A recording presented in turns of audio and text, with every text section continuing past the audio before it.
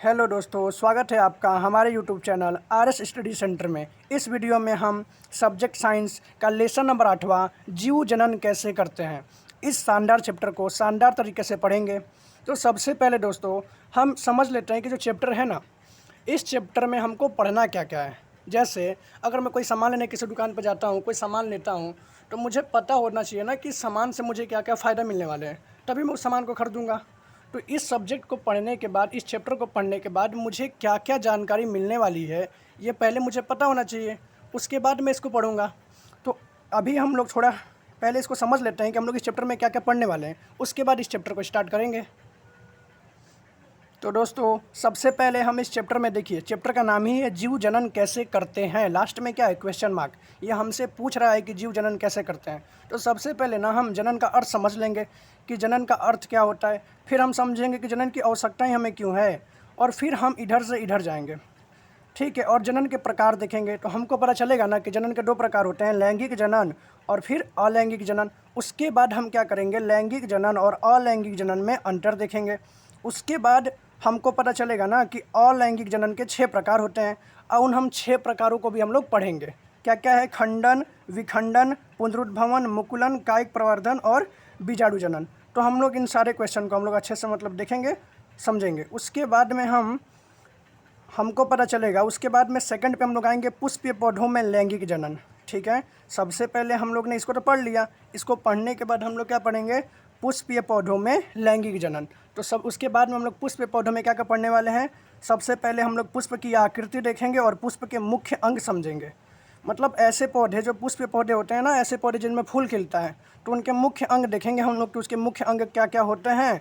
फिर हम लोग समझेंगे कि जो पुष्प होते हैं, पुष्पीय पौधे होते हैं, उनमें युग्मक क्या होते हैं, जनक किसे कहते हैं।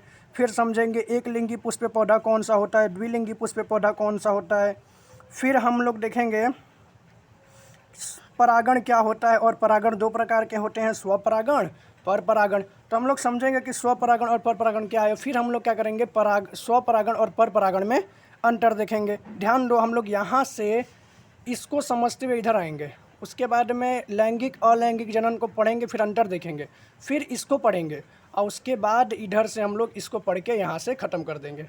फिर हम यहाँ से आए थे, इधर गए थे, अब इधर जाएंगे। तो हम लोग इसमें देखेंगे मानव में प्रजनन। तो हमें पता चलेगा ना कि जो मानव में प्रजनन है वो एक टाइम पीरियड में होता है, मतलब पूरा जीवन भर प्रजनन नहीं कर सकते हम। हमारी एक अवधि होती है, जिस अवधि में हम क्या कर सकते हैं, प्रजनन कर सकते हैं, मतलब बच्चे को जन्म दे सकते हैं। तो वो अवधि क्या होती है, किशोर अवस्था। तो हमको किशोर अवस्था के बारे में पढ़ना पड़ेगा। फिर हम पढ़ेंगे कि किशोर अवस्था के दौरान कौन कौन से परिवर्तन आते हैं, उन सब के बारे में पढ़ेंगे। उसके बाद में हम लोग यहाँ से यहाँ आ जाएंगे, और उसके बाद में नर जनन तंत्र को पढ़ेंगे, फिर मादा जनन तंत्र को पढ़ेंगे, और फिर गर्भरोधन पढ़ेंगे। तो नर जनन तंत्र में हम लोग को 4 चीज़ें पढ़ना पड़ेगा, वृषण, शुक्रवाहिनी, शुक्राशय तथा प्रोस्टेट ग्रंथि, ये दोनों साथी में है। और लास्ट में हम लोग पढ़ेंगे मूत्र मार्ग, ठीक है। और मादा जनन तंत्र में क्या क्या पढ़ना रहेगा हम लोग को, तो अंडाशय, अंडवाहिका, गर्भाशय, ओके। और गर्भरोधन, गर्भरोधन का मतलब क्या होता है कि जो गर्भधारण होता है ना, गर्भधारण को रोकना ही क्या कहलाता है। जैसे कि कोई महिला प्रेग्नेंट हो जाती है, तो उसको प्रेग्नेंट होने से रोकना ही क्या कहलाता है, गर्भरोधन कहलाता है, ठीक है ना। मतलब गर्भधारण नहीं होना चाहिए। तो गर्भधारण के हम लोग प्रकार देखेंगे, तो हम लोग को पता चलेगा कि एक यांत्रिक अवरोधन हम लोग कर सकते हैं, फिर रासायनिक तकनीक अपना सकते हैं ताकि महिला क्या ना हो, प्रेग्नेंट ना हो, ठीक है। और लास्ट में हम लोग देखेंगे शल्य क्रिया तकनीक। शल्य क्रिया तकनीक में हम लोग को पढ़ने को मिलेगा क्या क्या, नसबंदी और नलबंदी। तो दोस्तों हमको ये बात समझ में तो आ चुका है कि हम लोग इस चैप्टर में क्या क्या पढ़ने वाले हैं। अब हम लोग इस चैप्टर को स्टार्ट करते हैं।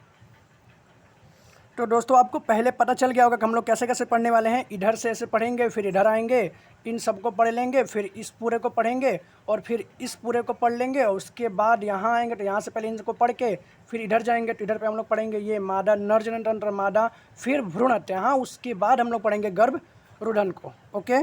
तो बताइए पहले मैं आपको क्या पढ़ाऊँगा, तो जब पहले मैं जनन का अर्थ बताऊँगा और फिर आवश्यकता क्यों है वो बताऊँगा। तो चलिए स्टार्ट करते हैं। देखिए जनन क्या है, जीवों द्वारा अपने समान संतान उत्पन्न करने की जो क्रिया होती है ना, उसी को जनन कहते हैं। मतलब कोई जीव अपने समान जो जीव उत्पन्न कर देता है ना, तो उस क्रिया को हम लोग क्या कहते हैं, जनन कहते हैं। उसके बाद में जनन की आवश्यकता क्यों है, तो जीवों को अपनी जाति बनाए रखने के लिए किसकी आवश्यकता है, जनन की। हमारे मम्मी पापा जनन किए तभी ना हम हुए हैं, या हमारे दादा दादी जनन किए तो हमारे मम्मी पापा हुए हैं, तो लोग क्या कर रहे हैं, अपने जाति को बनाए रखने के लिए क्या करते हैं, जनन करते हैं। ओके, अब हमको पता है कि जनन कितने प्रकार के होते हैं, 2 प्रकार के, एक लैंगिक जनन और एक अलैंगिक जनन। लैंगिक जनन क्या होता है और अलैंगिक जनन क्या होता है? तो देखो, हमारे यहाँ जो भी जनन होता है इसमें एक नर रहता है और एक मादा रहता है। नर और मादा आपस में मिलकर क्या करते हैं, जनन करते हैं। तो इस प्रकार का जनन ना, जिसमें नर और मादा दोनों मिलकर भाग लेते हैं, मतलब नर और मादा दोनों भाग लेते हैं, इस प्रकार के जनन को हम लोग क्या कहते हैं, लैंगिक जनन। तो हमारे यहाँ पे मनुष्य में जो जनन होता है इसमें नर और मादा दोनों भाग लेते हैं कि नहीं लेते हैं? लेते हैं। तो हम लोग कैसा जनन करते हैं, लैंगिक जनन। अच्छा, अलैंगिक जनन में क्या होता है?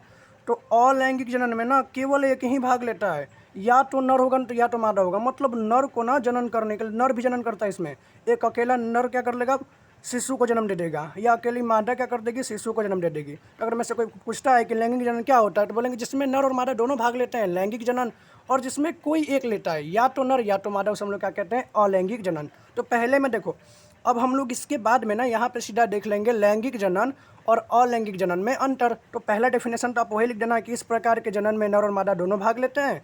इस प्रकार के जनन में केवल एक ही जनक, देखो जनक का मतलब होता है नर और मादा, ठीक है, जो जन्म देता है ना उसी को हम लोग जनक कहते हैं। तो क्या कह रहा है, इस प्रकार के जनन में केवल एक ही जनक नर या मादा भाग लेता है, जबकि इसमें दोनों भाग लेते हैं। ओके, सेकंड में क्या है, इस प्रकार के जनन में ना युग्मक का निर्माण होता है। युग्मक का मतलब समझो, जो हम लोग के यहाँ पे मेल में क्या होता है, जो पुरुष होता है उसमें शुक्राणु का निर्माण होता है, जबकि स्त्री में क्या होता है, अंडाणु का निर्माण होता है ना, उसी को युग्मक बोलते हैं हम लोग। समझ में आया? तो हमारे यहाँ जो हम लोग, अच्छा तुम लैंगिक जनन जब पढ़ रहे हो ना, तो एक मानव को अपने दिमाग में बैठा कर रखो। तो मानव में किस प्रकार का जनन होता है, तो इसमें युग्मक का निर्माण होता है कि नहीं होता है? पुरुष में शुक्राणु बनता है और स्त्री में क्या बनता है, अंडाणु, है ना। तो इसमें क्या हो जाता है, युग्मक का निर्माण होता है। क्यों होता है? देखो, इसमें युग्मक और स्त्री में युग्मक का निर्माण होगा तभी ना आपस में मिलेंगे, इसलिए इन लोग में युग्मक का निर्माण होता है। लेकिन इसमें मिलने की आवश्यकता ही क्या है, इसमें तो अकेला ही बेचारा जनन करता है। तो जब अकेला ही जनन कर रहे हो तुम, तो इसमें तुमको किसी और का हेल्प चाहिए ही नहीं, तो तुमको युग्मक का निर्माण हम लोग क्यों करेंगे? युग्मक किस लिए चाहिए रहता है? ताकि 2 युग्मक आपस में मिल जाए।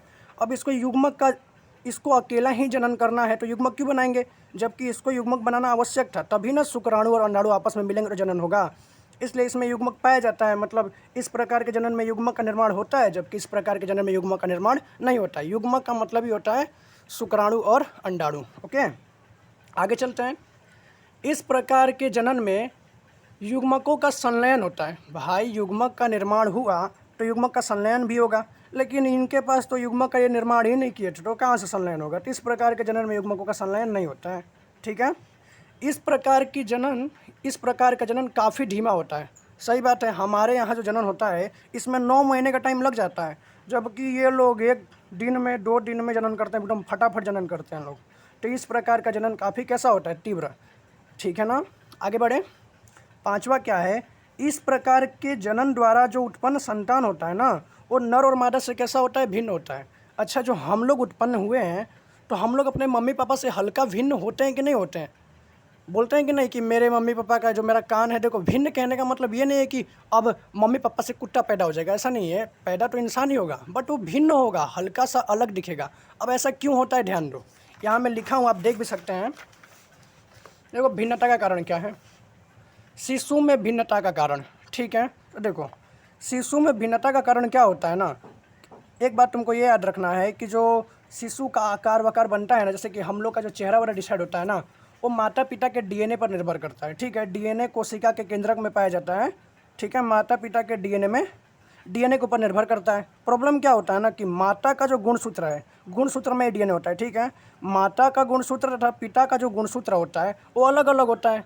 अब ध्यान दो, मम्मी का अलग है, पप्पा का अलग है, तो दोनों का जो मिलेगा तो कुछ अलग ही ना होगा। जैसे लाल रंग को और पीला रंग को बनाओगे, मिला दोगे आपस में, तो पता है ऑरेंज रंग बनता है। समझ में आ रहा है, अलग बना कि नहीं बना? तो यही यहाँ पे है यार, मम्मी का गुणसूत्र अलग था, पप्पा का गुणसूत्र अलग था, तो जो शिशु उन दोनों से मिल के बनेगा वो भी हल्का भिन्न होगा कि नहीं होगा? होगा। तो इसी के लिए तो कहा गया है यहाँ पे कि इस प्रकार के जनन द्वारा जो उत्पन्न संतान होता है वो क्या होता है, अपने जनकों से, मतलब नर और मादा से क्या होता है, भिन्न होता है। समझ में आ गया ना? अच्छा, ऐसा क्यों हुआ? क्योंकि भाई नर और मादा दोनों भाग लिए थे, दोनों की भिन्नता आके ये अलग तरीके का हो गया था। लेकिन ये तो अकेले ही जनन कर रहा है, समझ पा रहे हो? तो इसमें भिन्नता कहाँ से आएगी? अच्छा, अगर मैं केवल लाल रंग को, लाल ही रंग है तो लाल ही रंग रहेगा ना, उसमें कोई रंग मिलाऊंगा ही नहीं, तो क्या वो अलग रंग का बनेगा? नहीं। ये मैं एग्जांपल दे रहा हूँ, ओके। तो इस प्रकार के जनन द्वारा जो उत्पन्न संतान होता है ना, एकदम नर और मादा से भिन्न नहीं होता, एकदम सेम टू सेम वैसा ही दिखता है, क्योंकि भाई एक ही आदमी से जनन होता है, उसमें या तो नर करेगा या तो मादा करेगा, कोई एक ही भाग लेगा, तो भिन्नता कहाँ से आएगी? लेकिन इसमें दोनों मिल के करते तो भिन्नता तो जायज़ सी बात है। ठीक है, आगे बात करते हैं। देखिए, इस प्रकार के जनन में अर्धसूत्री विभाजन होता है, जबकि इस प्रकार के जनन में समसूत्री विभाजन होता है। देखो, अर्धसूत्री का मतलब क्या है कि मम्मी और जो पापा होते हैं, देखिए यहाँ पे ऐसे इसको देख के समझिए। देखो, हमारे जो मम्मी होती है और पापा होते हैं, मतलब माता या पिता बोलो या नर और मादा बोलो, ठीक है, बात एक ही है। तो माता में ना, मम्मी में 46 गुणसूत्र होते हैं, जबकि पिता में या पापा में भी 46 गुणसूत्र होते हैं। हर एक इंसान में कितने गुणसूत्र होते हैं? 46। ये बात क्लियर है? अब ध्यान दो, जब जनन होता है तो माता और पिता में जनन होगा कि नहीं होगा? तो माता के 46 नहीं आएंगे, 23 आएंगे। कितने आएंगे? 23। मतलब 46 का आधा कितना होता है? 23। और पिता के भी कितने आएंगे? 23 आएंगे। तो ये 23 मिल के कितने हो जाएंगे? 46। और शिशु में भी कितने रहेंगे? 46। समझ पा रहे हो? माता में 46 गुणसूत्र थे, पापा में भी 46 गुणसूत्र थे, लेकिन पता है, इन दोनों को पता है कि हमारे शिशु में भी कितने होने चाहिए? 46 होने चाहिए। तो ये लोग कितना कितना देंगे? 23 देंगे। तो ये लोग ना अपना 23 गुणसूत्र क्या करते हैं? दे देते हैं। तो इससे क्या होता है? शिशु का निर्माण होता है। ध्यान दो। तो इसी को हम लोग अर्धसूत्री विभाजन कहते हैं, क्योंकि देखो ना यार, 46 में से कितना आया है? 23। इसमें भी 46 में से कितना आया है? 23। इसलिए यहाँ पे लिखा हुआ है कि इस प्रकार के जनन में, बोले तो लैंगिक जनन में अर्धसूत्री विभाजन होता है, जबकि इस प्रकार का जनन मतलब अलैंगिक जनन में समसूत्री विभाजन होता है। समसूत्री में पता है क्या होता है? पूरा का पूरा 46 उसके शिशु में पहुँच जाएगा, सीधा यहाँ से यहाँ पहुँच जाएगा। ठीक है ना? तो भिन्नता कहाँ से आएगी? इसलिए तो भिन्नता भी होता है। देखो, इसमें से 46 में से 23 आया, मम्मी का, पापा का या 23। ठीक है, ये गुणसूत्र पता है क्या बताते हैं? कि हमारे शरीर का आकार कैसा रहेगा, बच्चे का नाक कैसा बनेगा, कान कैसा बनेगा, पैर कैसा बनेगा, हाइट कैसा होगा, ये सब बताते हैं। तो देखो ना, ये 23 आया, ये 23 आया, तो दोनों से ये मिक्स होकर बन रहा है ना, तो भिन्नता तो होगी। तो ये बात समझ में आ गया होगा आपको? ठीक है, यहाँ पे डीएनए का फुल फॉर्म भी लिखा है। डीएनए का फुल फॉर्म क्या होता है? डीऑक्सीराइबोन्यूक्लिक अम्ल। डीएनए क्या डिसाइड करता है? डीएनए से हमारे शरीर का आकार बनता है। ओके, तो हम लोग ने ये पढ़ लिया लैंगिक अलैंगिक जनन। अब आगे बढ़ते हैं। तो दोस्तों, अब इसके आगे हम लोग को क्या पढ़ेंगे? तो यहाँ चार्ट देखे थे ना हम लोग, क्या करना था?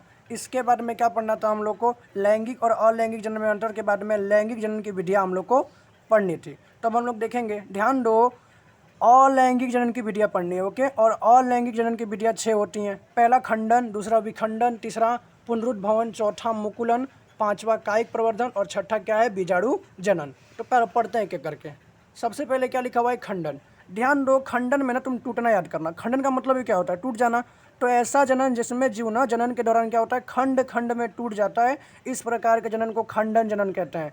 परिभाषा भी याद रखना और एग्जाम्पल भी याद रखना। कौन है? स्पाइरोगाइरा है। ओके, स्पाइरोगाइरा तुमको एमसीक्यू में पूछ देगा, इसमें कौन सा जनन होता है, तुमको बताना पड़ेगा। खंडन जनन होता है। उसके बाद में सेकंड कौन सा है? विखंडन। देखो, विखंडन में क्या होगा? इसमें टूटता है ना, इसमें बट जाता है। तो तुम वही डायलॉग चिपका सकती हो कि ऐसा जनन जिसमें जीव जनन के दौरान खंड खंड में टूटेगा नहीं, इस बार ऐसा जनन जिसमें जीव जनन के दौरान खंड खंड में बट जाता है। इसमें क्या होगा? बट जाएगा। उसमें क्या होगा? टूट जाएगा। तो विखंडन में क्या होता है? बढ़ जाता है। इस प्रकार के जनन को हम लोग क्या कहते हैं? विखंडन जनन कहते हैं। समझ में आ गया? विखंडन जनन 2 प्रकार के होते हैं, ये तुमको याद रखना है। एक तो होता है द्विविखंडन, एक होता है बहुविखंडन। द्वि का मतलब क्या होता है? 2। तो द्विविखंडन क्या होगा? ऐसा जनन जिसमें जीव जनन के दौरान 2 भागों में टूट गया, इस प्रकार के जनन को हम लोग क्या कहते हैं? द्विविखंडन। एग्जाम्पल देखो, ये रहा अमीबा। ओके, याद रखना। बहुविखंडन क्या होता है? ऐसा जनन जिसमें जीव ना जनन के दौरान 2 से ज़्यादा भागों में बढ़ जाता है, इस प्रकार के जनन को हम लोग क्या कहते हैं? बहुविखंडन कहते हैं। ठीक है, टूट जाता है मत लिखना, बट जाता है लिखना। तो ये एग्जाम्पल क्या है? प्लाज्मोडियम। ओके, अब हम लोग तीसरे पे पहुंचते हैं। तीसरा क्या है? पुनरुद्भवन। पुनरुद्भवन क्या होता है? तो देखो, ऐसा जनन जिसमें जीव जो है ना, वो जनन के दौरान, यहाँ पे जीव आएगा, ऐसे ही पढ़ना है। ऐसा जनन जिसमें जनन के दौरान जीव का कटा हुआ भाग नया जीव बना लेता है, इस प्रकार के जनन को हम लोग क्या कहते हैं? पुनरुद्भवन कहते हैं। एग्जाम्पल क्या है? प्लेनेरिया और हाइड्रा। अगर तुम हाइड्रा को काट के फेंक दोगे ना, तो कुछ दिन बाद उसका जो कटा हुआ भाग है ना, वापस नया जीव बना लेगा। तो इसी को हम लोग पुनरुद्भवन कह देते हैं। ठीक है, आगे बढ़ें।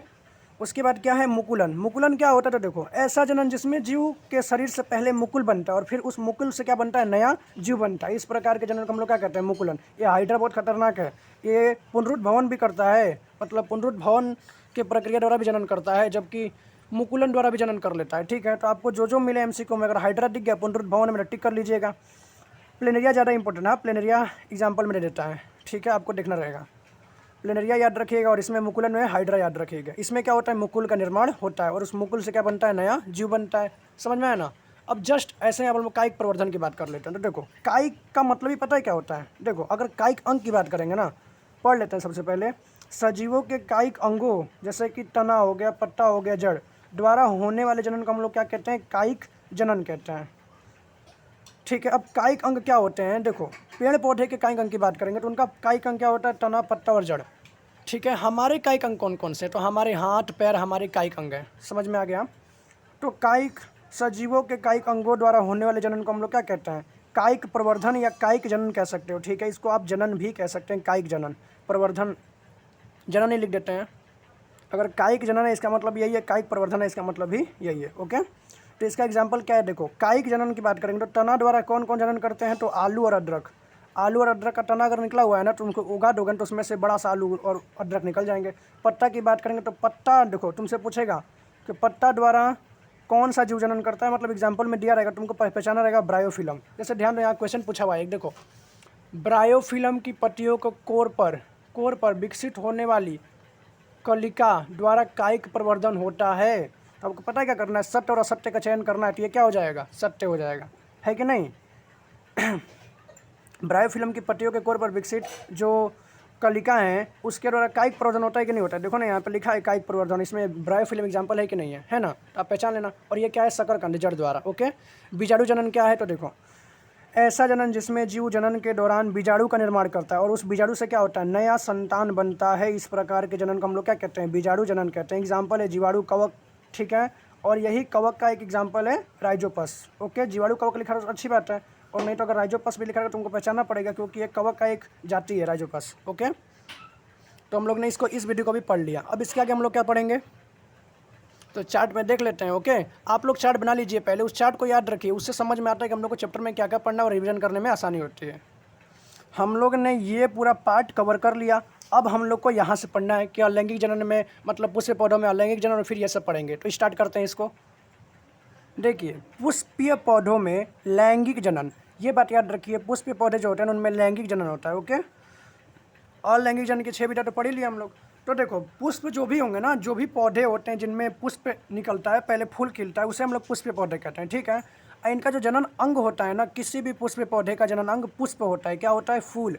अगर किसी भी पौधे को जनन करना है तो सबसे पहले फूल बनेगा और उस फूल से क्या होगा, जनन होगा।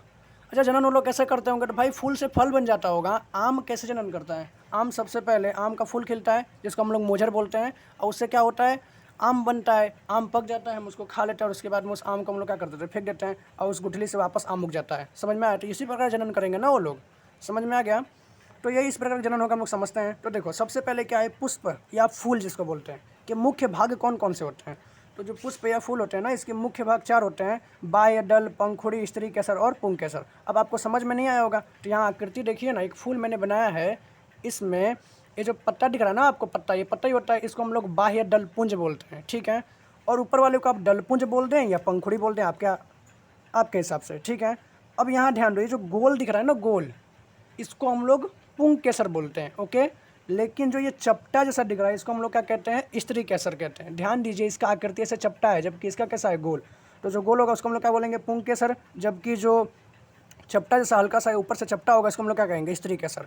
तो पुष्प के भाग समझ में आए, क्या क्या भाग होते हैं पुष्प के। तो सबसे पहले आप बोलिएगा बाह्य दलपुंज, फिर दलपुंज, पुंग केसर और स्त्री केसर। समझ में आ गया। अब हम लोग को क्या बताना था मुझे कि पुष्प में जनक कौन होते हैं। जैसे हमारे में नर और मादा क्या होते हैं, जनक होते हैं कि नहीं होते हैं, जो शिशु का जनन करते हैं, मतलब जन्म देते हैं शिशु को। वैसे ही इनमें भी ना पुष्प में जनक कौन होते हैं, मतलब पुष्प पौधों में जिससे फल बनाने के लिए, जैसे हमारे मम्मी पापा होते हैं कि नहीं जनन करने के लिए, तो अब पुष्पों में जनक को समझ लेते हैं। देखो पुष्पों में जनक क्या होगा, जैसे हमारे में नर और मादा होते हैं ना जनक, मतलब जन्म देते हैं, जैसे मम्मी और पापा हो गए जनक कहलाएंगे। वैसे ही पुष्पों में भी जनक 2 होते हैं, पुंग केसर और स्त्री केसर। ये रहे पुंग केसर ये रहा, स्त्री केसर ये रहा, यही जनक अंग है। मतलब इन्हीं को यही लोग आपस में मिलकर क्या करते हैं, बीज बनाते हैं। कैसे बनाते हैं हम लोग समझेंगे, ठीक है ना। तो पुंग केसर क्या होता है, नर जनक, जबकि स्त्री केसर क्या होती है, मादा जनक। जैसे हमारे में पुरुष क्या होता है, नर जनक, और औरत क्या होती है, मादा जनक। समझ में आ गया। वैसे ही अब मैंने क्या किया पता है, इस पुंग केसर को यहाँ से उखाड़ के यहाँ रख दिया, और इस तरीके स्त्री केसर को यहाँ से उखाड़ के यहाँ रख दिया। समझ में आया। क्योंकि भाई ये पुंग केसर है नर जनक, जबकि ये स्त्री केसर है मादा जनक। तो इसको पढ़ना पड़ेगा ना हम लोग को कि करते कैसे हैं लोग जनक। तो देखो मैंने यहाँ लिख दिया, पहला पुंग केसर नर जनक कहते हैं। तो पुंग केसर जो है ना, ये इतना छोटा दिख रहा है तुमको, इसके 3 भाग होते हैं। ये जो ऊपर ऊपर दिख रहा है ना, ऐसे बॉक्स कली जैसा जो दिख रहा है, इसको हम लोग बोलते हैं पराग कोष बोलते हैं। क्या कहते हैं, पराग कोष। और इस पराग कोष के अंदर रहते हैं क्या, पराग कण रहते हैं। समझ में आ गया। और जो इसको सपोर्ट दिया रहता है ना खड़ा रहने के लिए ऐसे, इसको हम लोग बोलते हैं तंतु। क्लियर है। मतलब सबसे पहले तो हमको पता चलना चाहिए कि पुष्प के भाग होते हैं बाह्य दलपुंज, दलपुंज, पुंग केसर, स्त्री केसर। फिर पुंग केसर को तुमको पता चलना चाहिए कि इसमें जनक अंग कौन कौन से हैं। तो पुंग केसर, स्त्री केसर, पुंग केसर नर जनक अंग, स्त्री केसर मादा जनक। ठीक है। अब पुंग केसर को उखाड़ के यहाँ लेके आए हम लोग और पढ़ें कि पुंग केसर जो होता है ना, पुंग केसर के 3 भाग होते हैं। सबसे ऊपर वाले को हम लोग पराग कोष बोलते हैं, जो अंदर में छोटे, और इस पराग कोष के अंदर क्या रहते हैं, पराग कण रहते हैं। और इसको जो खड़ा रहने के लिए जो सपोर्ट देता है वो कौन देता है, तंतु देता है। समझ में आ गया। वैसे ही स्त्री केसर में भी होता है। स्त्री केसर में क्या होता है, तो जो सबसे ऊपर वाला है ना, ऊपर वाला ये जो भाग है, देखो ये वाला भाग, इसको हम लोग बोलते हैं वर्तिकाग्र। तो देखो ये क्या हो जाएगा, वर्तिकाग्र। और इसके नीचे जो जस्ट है, जो इसको सपोर्ट देता है, इसको हम लोग बोलते हैं वर्तिका। ठीक है। और ये जो ऐसा दिख रहा है ना हल्का सा तुमको, नीचे वाला भाग, इसको हम लोग क्या बोलते हैं, अंडाशय बोलते हैं। क्लियर है। इसमें क्या है, वर्तिकाग्र, वर्तिका, अंडाशय। इसमें क्या है, परागकोश, परागकण, तंतु। ठीक है ना। इसमें क्या होगा, वर्तिकाग्र, वर्तिकाग्र, वर्तिका और अंडाशय। अब वर्तिकाग्र क्या करती है पता है, वर्तिकाग्र का एक ही काम है, ये केवल ना पराग कण को ही अंदर जाने देती है। मतलब एक बात समझो, यहाँ पे ये पराग कण यहाँ पे जाता होगा, तभी तो यहाँ लिखा हुआ है कि केवल पराग कण को ही क्या करती है, अंदर जाने देती है। तो मैं समझाऊंगा आपको डिटेल से कि बीज बनता कैसे, पौधों में जनन की प्रक्रिया होती कैसे, समझेंगे।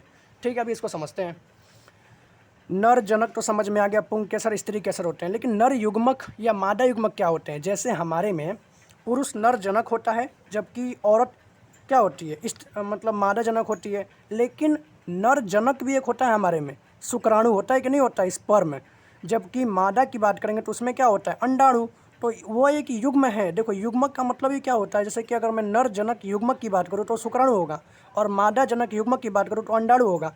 तो वैसे ही इसमें भी ना नर युग्मक क्या होते हैं, पराग कण होते हैं। मादा युग्मक क्या होता है, बीजांड होता है। समझ में आया। तो ये जो पराग कण दिख रहे हैं तुमको, ये रहते हैं किसके अंदर, पराग कोष के अंदर रहते हैं। और ये क्या है, नर युग्मक हैं पुष्प के। ओके। मानव के तो शुक्राणु है, याद रखना। जबकि मादा युग्मक की बात करेंगे तो ये क्या है, बीजांड है। ये कहाँ रहता है, अंडाशय में। और पराग कण कहाँ रहता है, पराग कोष में। मतलब ये जो तुमको अंडाशय जो दिख रहा है ना, इसके अंदर क्या रहेगा, बीजांड रहेगा। तो समझते हैं इसके बारे में एकदम अच्छे से। ओके। ये छोटा छोटा क्वेश्चन आपसे पूछ लेता है कि पुष्प में नर जनक अंग कौन सा है, उसके बाद में नर युग्मक कौन सा है, मादा युग्मक कौन सा है, तो तुमको याद रखना है। ओके। अब हम लोग आगे बढ़ते हैं। अब हम समझेंगे ना इसमें बीज निर्माण कैसे होता है। तो अभी हमको क्या समझना है कि पुष्पीय पौधों में बीज निर्माण की प्रक्रिया, मतलब ये जो पुष्प हैं, समझ में तो आ गया, ये जनक अंग है, ये हैं, लेकिन बीज कैसे बनता है इसको समझना है हमको। ठीक है। तो समझते हैं। देखिए आकृति से समझ में आएगा। तो मैं यहाँ पे 2 फूल की आकृति बना लिया हूँ। ठीक है। ध्यान दो क्या लिखा हुआ है, परागकोश से उत्पन्न परागकण। तो भाई 2 फूल है इसमें, ये क्या है बताओ, ये तो पुंग केसर है, तुमको समझ में आता है। ठीक है ना। लेकिन एक बात याद रखना राहु, तुम ये याद रखना, इसमें क्या याद रखना है, ये क्या है, ये है पुंग केसर, और ये क्या है, ये स्त्री केसर। वैसे इसमें भी क्या है, पुंग केसर, स्त्री केसर। अच्छा इस पूरे भाग की बात करेंगे तो ये जो ऊपर वाला है, इसको हम लोग परागकोश बोल सकते हो कि नहीं बोल सकता हूँ, बोल सकता हूँ। इसके अंदर छोटे छोटे क्या होंगे, पराग कण होंगे। और ये क्या होगा, तंतु होगा, पता तो दिया हम आपको। और ये क्या है, वर्तिकाग्र, ये क्या है, वर्तिका। और अंदर में क्या होगा, अंडाशय होगा। ये बात आपको क्लियर है, समझ में आ रहा है। अब क्या बोल रहा है, पराग कोश से उत्पन्न परागकण। इसके अंदर से जो पराग कोश है ना जी, इससे क्या उत्पन्न होगा, परागकण उत्पन्न होंगे, है ना। क्या होता है ना कि जो पहले परागकोश रहता है, लेकिन जब बहुत दिन बाद ना जब सूर्य की किरणें इस पे पड़ने लगती है तो ये फट जाता है धीरे धीरे, ठीक है ना। कुछ समय बाद क्या होगा, ये फट जाता है। तो फिर ये जो उसमें से जो परागकण बाहर निकलते हैं तो हवा के माध्यम से, पानी से या जंतु द्वारा क्या होते हैं ना, उसी पुष्प के वर्तिकाग्र पे। ध्यान दो, ये जो परागकण है ये इस पे आ सकते हैं कि नहीं आ सकते हैं हवा से। अब ये परागकोश तो फट गया है तो इसमें से जो परागकण निकलेंगे वो इस पे आ सकते हैं कि नहीं आ सकते हैं, आ सकते हैं। तो उसी पुष्प के वर्तिकाग्र या उसी जाति के किसी अन्य पुष्प के वर्तिकाग्र पे क्या हो जाते हैं, स्थानांतरित हो जाते हैं। समझ में आ रहा है। ये जो पुष्प का परागकण है या तो अपने वाले पुष्प के वर्तिकाग्र पे चला जाएगा या तो ये उड़ के एकदम मस्त यहाँ पहुँच जाएगा। समझ में आ रहा है, या तो ये यहाँ पहुँच जाए और नहीं तो ये कहाँ पहुँच जाए, यहाँ पहुँच जाए। समझ में आ गया। तो यही बोल रहा है कि परागकोश से उत्पन्न परागकण हवा पानी, सबसे पहले क्या होता है कि परागकोश से जो उत्पन्न परागकण होता है हवा पानी या जंतु द्वारा उसी पुष्प के वर्तिकाग्र या उसी जाति के किसी अन्य पुष्प के वर्तिकाग्र पे क्या हो जाता है, स्थानांतरित हो जाता है, मतलब उड़ के पहुंच जाता है। या तो यहाँ पहुंच जाएगा नहीं तो यहाँ पहुंच जाएगा। एक बात ध्यान रखना है कि ये हवा के द्वारा भी पहुंच सकता है, पानी के द्वारा भी, जंतु द्वारा। मैं भी तो इसको उठा कर, मान लो कि मैं भी ये कर सकता हूँ, परागकण को उठा के यहाँ रख दिया या इसमें पहुँचा दिया, ठीक है, मैं जंतु में आ जाऊँगा मैं। तो पहुँच तो गया, पहला काम क्या होता है, पहुँचाना। अब परागकण कहाँ आ चुका है, यहाँ आ चुका है कि नहीं आ चुका है। और इसकी बात करेंगे तो इसमें यहाँ आ चुका है। मतलब हमको ये समझ में आ गया कि परागकण अब कहाँ आ चुका है, वर्तिकाग्र के पास आ गया है। अब क्या होगा, वर्तिकाग्र पे आए हुए परागकण से एक नली विकसित होगी। मतलब ये वर्तिकाग्र पे जो परागकण आएगा ना उससे एक नली विकसित होगी, विकसित होती है, जो वर्तिकाग्र से होते हुए कहाँ, वर्तिकाग्र से होते हुए अंडाशय में स्थित मादा युग्मक बीजांड के पास पहुंचती है। मैं तुमको बता चुका हूँ मादा युग्मक क्या है, बीजांड है, ठीक है ना। बीजांड के पास क्या होती है, खुलती है। मतलब समझो, आकृति से समझो, ओके। अच्छा, इसमें वर्तिकाग्र कौन सा है, यही है ना। इस वर्तिकाग्र को जो मैं पहले उखाड़ के बनाया था कि नहीं बनाया था, तो वैसे उखाड़ के मैंने यहाँ पे बना दिया है। अब समझते हैं। मतलब परागकण अब यहाँ पे आ चुका है वर्तिकाग्र के पास। तो हम लोग ने क्या पढ़ा, वर्तिकाग्र पे आए हुए परागकण से एक नली विकसित होती है। तो इसमें से एक नली विकसित होगी और जो जाके कहाँ खुलेगी, अंडाशय के पास, मादा युग्मक बीजांड के पास खुलती है। देखो यहाँ लिखा हुआ है ना, वर्तिकाग्र में आए हुए परागकण से एक नली विकसित होती है जो कि वर्तिकाग्र से होते हुए अंडाशय में स्थित मादा युग्मक बीजांड के पास क्या होती है, खुलती है। तो हम लोग बना लेते हैं इसको। तो देखो ये नली विकसित हुई कि नहीं यहाँ से। अब यहाँ से क्या होगा पता है, परागकण धीरे धीरे कहाँ पहुँच जाएगा, बीजांड के पास पहुँच जाएगा। तो सबसे पहले तो ये परागकण यहाँ पे आया। सेकंड में क्या हुआ कि इसमें से एक नली विकसित हुई जो कि वर्तिकाग्र में कहाँ, बीजांड के पास जाके, मतलब अंडाशय में बीजांड के पास जाके खुल गई। तीसरा प्रक्रिया क्या होगा, इस नली द्वारा नर युग्मक कौन सा है, परागकण, वर्तिकाग्र से अंडाशय में स्थित मादा युग्मक, अंडाशय में कौन स्थित है, देखो ना ये अंडाशय में कौन है, बीजांड से आकर मिलता है। मतलब परागकण और बीजांड क्या हो गए, मिल गए। तो क्या होगी, निषेचन की प्रक्रिया होगी। जैसे हम लोग नहीं लैंगिक जन्म में पढ़े थे कि नर युग्मक और मादा युग्मक आपस में मिलते हैं तो क्या बनता है, निषेचन होता है कि नहीं होता है, होता है। तो वैसे ही जब इसमें नर युग्मक कौन सा है, परागकण, और मादा युग्मक कौन है, बीजांड, जब आपस में मिलेंगे तो क्या होगी, निषेचन की क्रिया होगी। निषेचन की प्रक्रिया क्या होती है, संपन्न होती है और फल स्वरूप युग्मनज का निर्माण होता है। जैसे ही स्त्री के मतलब नर युग्मक और मादा युग्मक आपस में मिलते हैं तो क्या होता है, निषेचन होता है। और निषेचन होने के बाद किसका निर्माण होता है, युग्मनज का निर्माण होता है, ठीक है। तो 3 प्रक्रिया समझ में आ गया। लास्ट प्रक्रिया क्या है कि युग्मनज विकसित होकर भ्रूण में बदल जाता है। ये युग्मनज बड़ा होकर ना कुछ दिनों बाद भ्रूण में बदल जाता है। तथा अब बचा कौन है, बीजांड विकसित होकर बीज में बदल जाता है। और अंडाशय था कि नहीं, ये रहा ना अंडाशय जो है, ये क्या है, अंडाशय है, ये भाग क्या है, अंडाशय फल में बदल जाता है तथा पुष्प के सभी भाग झड़ जाते हैं। इस प्रकार पुष्पीय पौधों में क्या होता है, बीज का निर्माण संपन्न होता है। समझ में आ गया। तो इम्पोर्टेंट टॉपिक है ये, आपसे पूछ देगा पुष्पीय पौधों में बीज निर्माण की प्रक्रिया समझाई। तो आप सबसे पहले बता देना कि परागकण सबसे वर्तिकाग्र पे पहुंचता है। जैसे ही पहुंचता है तो परागकण से एक नली विकसित होती है जो कि अंडाशय में जो कौन रहता है, बीजांड, उसके पास जाके खुलता है।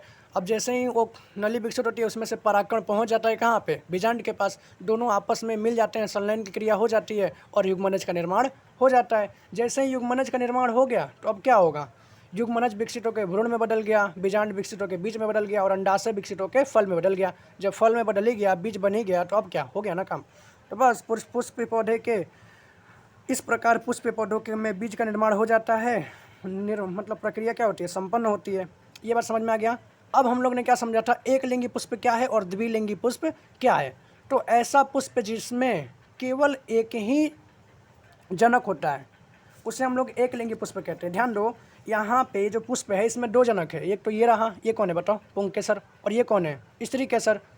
तो इसमें क्या बोल रहा है, ऐसा पुष्प जिसमें केवल एक ही जनक स्त्री केसर या पुंकेसर होता है उसे हम लोग क्या कहते हैं, एक लिंगी पुष्प कहते हैं।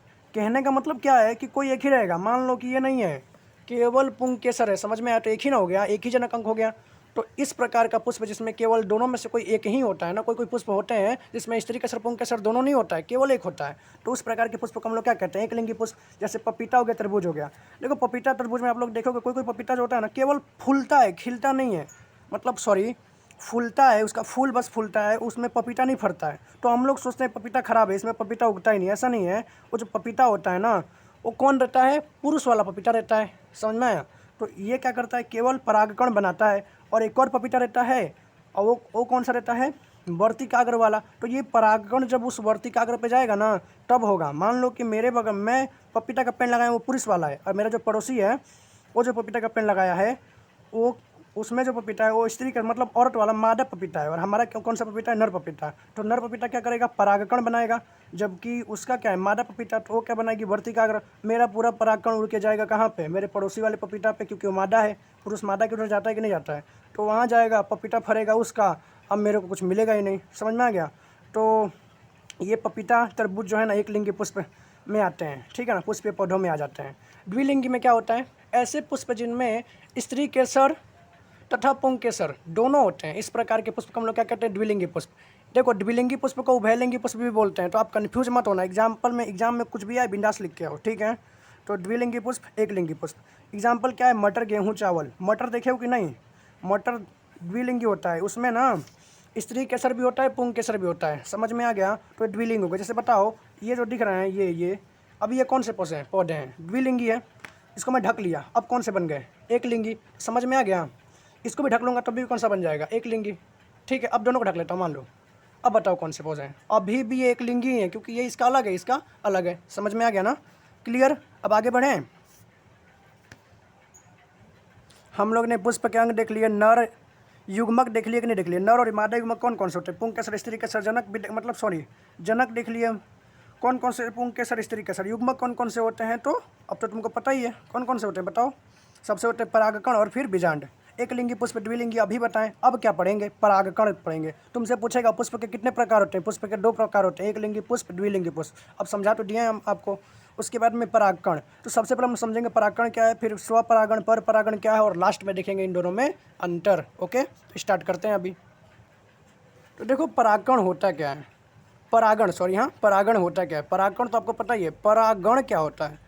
तो परागकण का वर्तिकाग्र पर पहुंचना ही परागण कहलाता है। ये जो हमारे परागकण थे, ये परागकण उड़ के कहाँ पहुंच जा रहे थे, वर्तिकाग्र पे, या इस वर्तिकाग्र पे पहुंच जा रहे थे, या अपने पड़ोसी दूसरे फूल के वर्तिकाग्र पे पहुंच जा रहे थे। इसी को हम लोग क्या कहते हैं, परागण। ये आकृति मैंने बनाया ऐसे ही आकृति है, ठीक है ना। ओके, तो ध्यान दो। परागकण का वर्तिकाग्र पे पहुंचने की क्रिया को हम लोग क्या कहते हैं, पर परागण। अच्छा एक बात मुझे बताओ, ये जो पुष्प है, ओके, क्या ये जरूरी है कि जो परागकण है ये उड़ के एकदम दूर यहाँ इंग्लैंड में इसके पास आएगा, जरूरी तो नहीं है।